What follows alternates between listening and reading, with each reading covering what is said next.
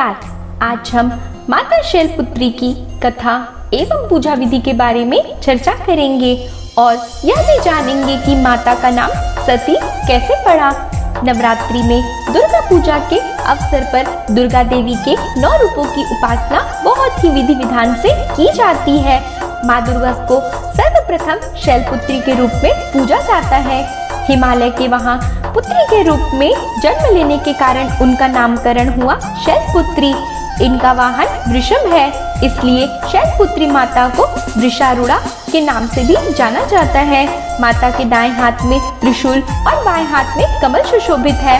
शैलपुत्री माता देवी दुर्गा का प्रथम स्वरूप है। यह माता सती के नाम से भी जानी जाती है। तो आइए जानते हैं माँ का यह नाम कैसे पड़ा। एक बार जब प्रजापति ने यज्ञ किया तो इसमें सारे देवताओं को निमंत्रित किया, परंतु भगवान शंकर को नहीं। सती यज्ञ में जाने के लिए व्याकुल हो उठी। शंकर जी ने कहा कि सारे देवताओं को निमंत्रित किया गया है, उन्हें नहीं, ऐसे में वहां जाना उचित नहीं होगा। परंतु सती हट करने लगी। सती का प्रबल आग्रह देखकर शंकर जी ने उन्हें यज्ञ में जाने की अनुमति दे दी। सती जब घर पहुंची तो सिर्फ माँ ने ही उन्हें स्नेह दिया। बहनों की बातों में व्यंग और उपहास के भाव थे। भगवान शंकर के प्रति भी तिरस्कार का भाव था। दक्ष ने भी उनके प्रति अपमानजनक वचन कहे। इससे सती को कलेश पहुंचा। वे अपने पति का यह अपमान न सह सकी और अग्नि द्वारा अपने आप को जलाकर भस्म कर लिया। इस दुख से व्यतीत होकर भगवान शंकर ने उस यज्ञ का विध्वंस कर दिया। यही सती अगले जन्म में शैलराज हिमालय की पुत्री के रूप में जन्मी और शैलपुत्री कहलाई।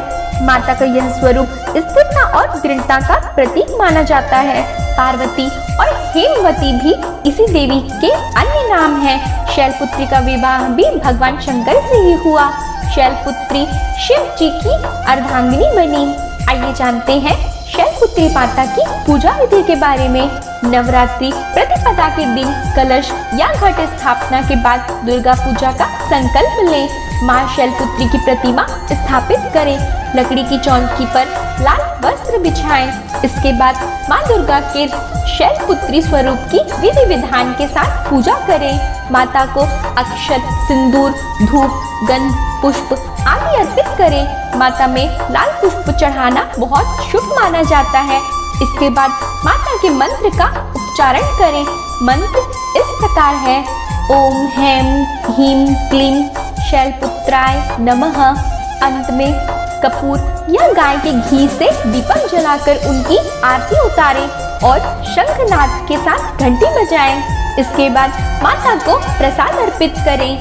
माता शैलपुत्री की कथा वैवाहिक जीवन के उस महत्वपूर्ण आयाम पर प्रकाश डालती है जहां पति और पत्नी का संबंध परस्पर प्रेम और आदर पर टिका होता है और पति और पत्नी में से किसी एक की भी अन्य के समक्ष अपेक्षा या निरादर होता है तो उनको मन में ठेस पहुंचती है और जब यह चरम सीमा पर पहुंच जाता है तो स्वयं के निरादर से अधिक अपने पति या पत्नी के निरादर पर पीड़ा पहुंचती है।